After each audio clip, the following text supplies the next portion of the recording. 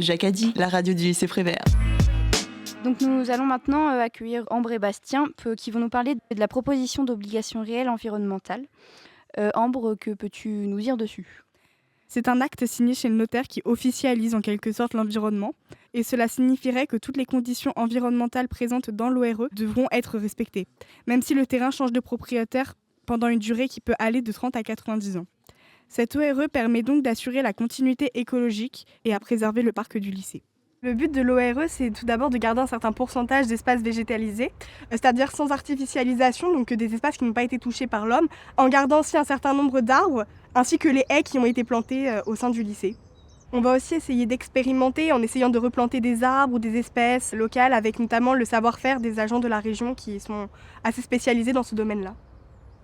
Alors à l'origine, l'ORE, c'est parti d'un diagnostic biodiversité dans le lycée, avec la collaboration du Centre permanent d'initiative pour l'environnement.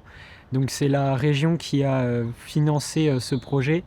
Le but de ces diagnostics, c'est de suivre l'évolution de la biodiversité au sein du lycée. Ça fait une vingtaine d'années qu'on fait des diagnostics régulièrement pour évaluer l'impact de nos actions. Et donc on a pu évaluer la qualité écologique au sein du lycée, notamment pour la faune, avec plus de 121 espèces animales, dont beaucoup d'espèces protégées comme des lézards, des chauves-souris, des hirondelles aussi. Donc on essaie d'emmener un maximum d'élèves à travers différentes actions. Donc on a fait des clean walks sur la Rille et autour du lycée. On a récolté le miel des ruches qui sont au lycée. Donc vraiment on essaye de faire un maximum de choses avec les ressources qu'on a au lycée. Et chaque élève se porte volontaire pour participer aux actions qui le touchent.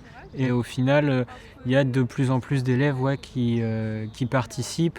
Même si c'est des actions isolées, ça nous permet à nous de sensibiliser et on espère qu'ils continuent des petites actions chez eux aussi.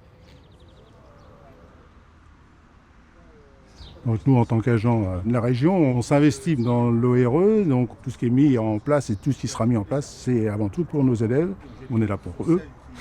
D'ailleurs, je les en remercie puisque tout ce que je mets en place, tout le monde respecte. Quand je vois des extérieurs, je suis fier et c'est vrai que quand eux viennent vers nous, c'est tout de suite plus facile parce qu'ils ont envie. Et donc là, on peut passer un petit peu de temps avec eux, leur expliquer le pourquoi, des choses comme ça. Donc on a eu un exemple concret quand j'ai retiré les plantes invasives, donc le laurier palme, du fait qu'ils étaient bien malades et il fallait faire quelque chose. Donc là, les élèves se sont posé la question en disant mais qu'est-ce qui se passe, pourquoi ils font tout ça, pourquoi ils arrachent tout quoi. Donc d'ailleurs, je suis intervenu au sein de la radio du lycée pour leur expliquer un petit peu, puisque c'est vrai que j'avais pas eu le temps de le faire avant. Et voilà, donc je pense qu'avec ça, que les gens ont été un petit peu plus rassurés, quoi. Je pense qu'il y a des élèves qui vont s'impliquer suite un petit peu à l'intervention qu'on a eue. Et je pense que nos enseignants vont faire en sorte que les jeunes puissent venir nous aider quand on va se mettre en place. Là, on a quand même pas mal avancé, mais il y a encore plein de petites barrières qui nous embêtent, mais on va les soulever. Il faut qu'on se concerte tous ensemble et qu'on avance, quoi. Ok. Est-ce que tu connais les noms des... Ah, tu as mis les noms des variétés. Voilà. Super. L'objectif de fond de tous ces projets, c'est une forme de reconnexion à la nature.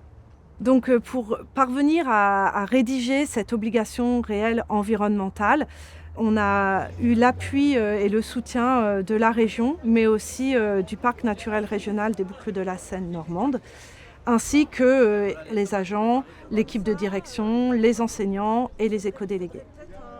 Effectivement, c'est un projet qui a de la complexité parce qu'en fait, il faut mettre autour de la table les différents usagers et les propriétaires et les gestionnaires du site.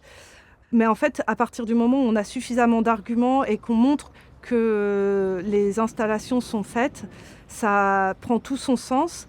Et d'autre part, les élèves ont pu prendre vraiment leur place.